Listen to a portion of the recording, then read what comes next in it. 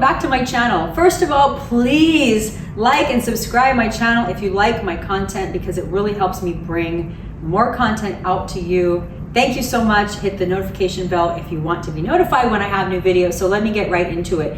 If you are traveling to Europe, and maybe it is your first time, what are some of the differences in the hotel? Not the overall travel experience, but the hotel that you can expect between an American hotel and a European hotel.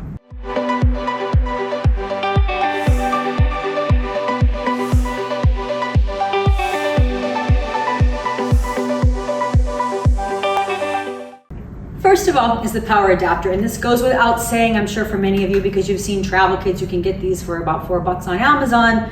This one here is UK, US, and EU. I like it for that reason. Also has 4 USB ports on the bottom and a USB-C port on the side. This one's jammed at the moment, but usually it does retract.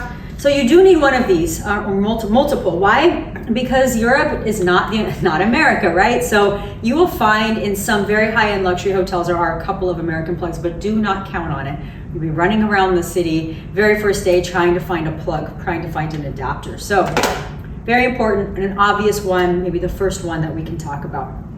Also, you'll find, I remember the first time I walked into a hotel in Europe that had a bidet, and just sort of looked at it. I had not seen one before. I grew up on a farm in California. That was not part of my repertoire. Bidets are wonderful. I need to add one to my home in California. They are just another way in the Middle East and Europe that you're able to clean yourself after you use the restroom. So I know it can be intimidating at first to try it, but just give it a shot. Give it a shot maybe after before you use the restroom, so you can play with it and try it out. It just allows you to travel without wipies, and I have so many friends that travel with wipies, so it eliminates that need. Another thing you'll find different is that the shows on your television are in multiple languages. So you will find Al Jazeera, you'll even find television shows or news in Russian. You name it, it's there. If it's an international hotel or mostly European hotel, you will find multiple language news channels. And they do that because their guests are coming from a variety of regions, and it's more acceptable. In America, we sort of have this stigma that the English language is the best language, or the English language is the national language. I'm in Rome currently filming this video. Obviously, Italian is the national language, but it's not at the exclusion of other languages. So I think that's an important thing to keep in mind. Regardless of your first language, you can do that. And more importantly, if you want to learn another language, it's a quick and easy way to just consistently hear another language at night, maybe before you go to bed, and before you know it, you've picked up a few words. You will also find that the rooms in Europe, unless you specifically pay for a much larger suite, you'll see online you can have European or Imperial sizing, right? So if you were to change that to American standard and see the size of the room, you might see a room that's 120 square feet. Really not kidding. And it's maybe even an executive room or a deluxe room. So if you really need some space and size, maybe you're traveling with an annoying partner that just needs his own space in the bathroom, that's not going to work for you. So do pay attention to the size of the room. You may even have to change hotels to get a bigger one. It's really common to have smaller space in Europe. That goes for apartments, and it's the same for hotel rooms. Another thing you'll notice is in really nice hotels, really throughout Europe, honestly, even in the crappy ones, let's just say in Europe, you're really not going to have sheets. I remember the very first time I traveled to Lille, France on business as a very young person, and I got into bed. There was my sheet. My sheet was missing. I was so irritated. And I was asking, where's the sheet? Can you install the sheet? And the lady's like, what are you even talking about? She eventually just gave up and left. And the next morning I asked my boss, where's the sheet? Sheet? There's no sheet. There are no sheets in Europe. Very rarely will you find it, and it's more of a hotel that will cater to a lot of American tourists. So don't be surprised if you get in, there's a bottom sheet and there's just a white duvet. Blanket and duvet cover. Very common in Europe. Speaking of beds, it is harder to find a king bed here. So you will see on websites that say king, and you'll get here and you'll say, that's barely a queen. That's very common. Sometimes I will call or check reviews to make sure and ask a review. You can ask, like, for example, on TripAdvisor, was the king an actual king? You can look at the photos and you can kind of tell perspective of the room. It can be very hard. I have eliminated in Rome 4 hotels during this stay just because the king was more like a queen. And if your partner runs hot and hugs the bed, that's not gonna work. So do try, if you need a king bed, do try to find an actual king. And you can call them and say, is it American king size or is it a European king size? Because European king size is about that wide. Not really, that's an exaggeration, but. Another thing you'll find is that you don't just leave the room. So in America, we've gotten very used to, and I do this all the time, I don't check out. Who checks out, right? You just leave the room when you're done, and about an hour later, you get a bill in your email, like your final folio, right? Portfolio of your stay. It doesn't work like that here. There is still a formality to checking in and checking out. It is still an art form in Europe to travel. It's still an art form with airlines.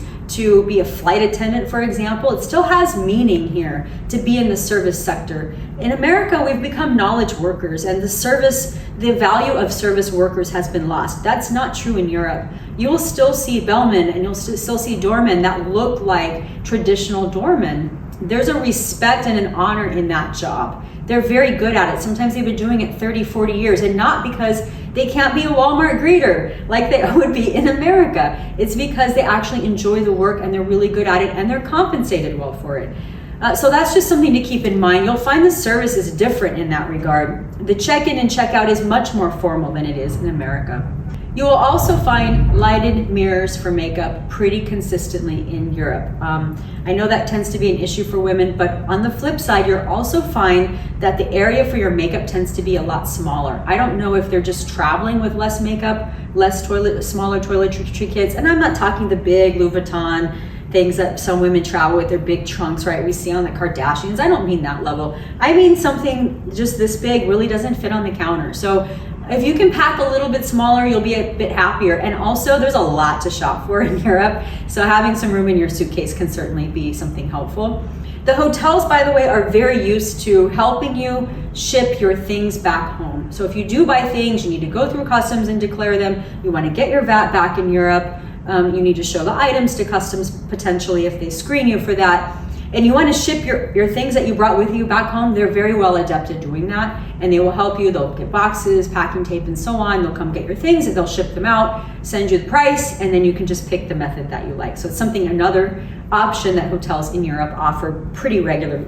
One last thing that you'll tend to find is that you will not really be able to plug in your iPad or your other HDMI device, laptop, into the television. It's not that the ports are not there, it's that for some reason they lock them out. Now, unfortunately, many hotels in Europe also don't have movies. So when you combine those two, it gets a little more difficult to watch something late at night. But here's what happens in Europe. You have an 8:30 dinner reservation and you're not back at your hotel until midnight. There is no rush like there is in America. Eating and that social time has value. People are really not on their phones. They're not doing something else. They're paying attention to one another. It's time to engage in your social circle or your couple, whatever you're there to do. And so you're not being rushed. And the same is true at the hotel. You're not going to get a call at 11:01 because the checkout was at 11 asking if you're ready to leave the room yet. You can call and ask for late checkout, and I've done that. And they almost pause for a minute, like, why is she even asking this?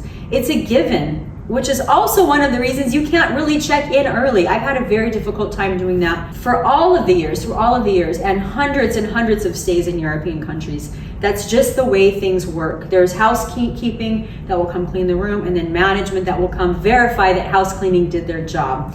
And that's not just in luxury hotels, that's in pretty much every area of Europe other than kind of really low-end hotels. Finally, it's just the overall attitude. As I was saying, it's more of an art. You will hear, if you're in French, you will hear bonjour from everyone as you move throughout your day. In Italian, you'll hear buongiorno. I still say bonjour because I think it's prettier. I know that's horrible. No, it's trying to say buongiorno. If you're coming in the evening, you'll hear buonasera, right? Probably butchering that version. But everyone will say that to you. It's just, there's a kindness and a civility about traveling in Europe. One actual final thing, I promise my final thing, and I want to know what you all think, and please do subscribe. It will help me bring you more content, and I would love to know what you think as well, is tips. And I have had to research this ad nauseum myself based on the country that I'm traveling in. It is not expected that you will tip.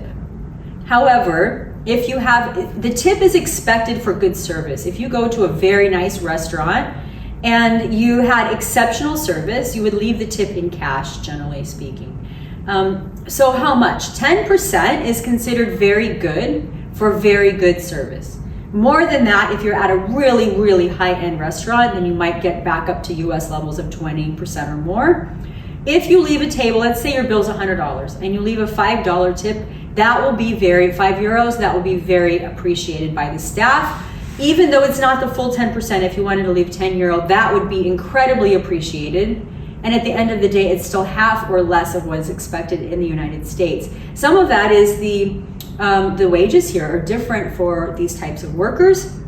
And some of it is just you're getting what you pay for. So if you're paying for breakfast, $100 for 2 people, $80 for 2 people, the price is included. Service is not included. Sometimes, and this has been phased out a little bit in Italy, but sometimes you're paying for the table, the actual table, and that has a specific name. I can do a whole video about that sometime if some of you are interested. That's been phased out and it has been replaced with a more traditional tipping system. So leave something, a few bucks, a few euros on the table. It will make your server and the staff very happy. But if you had outstanding, exceptional service, do consider leaving back at US levels just to tell the staff that you appreciate them. So enjoy traveling in Europe.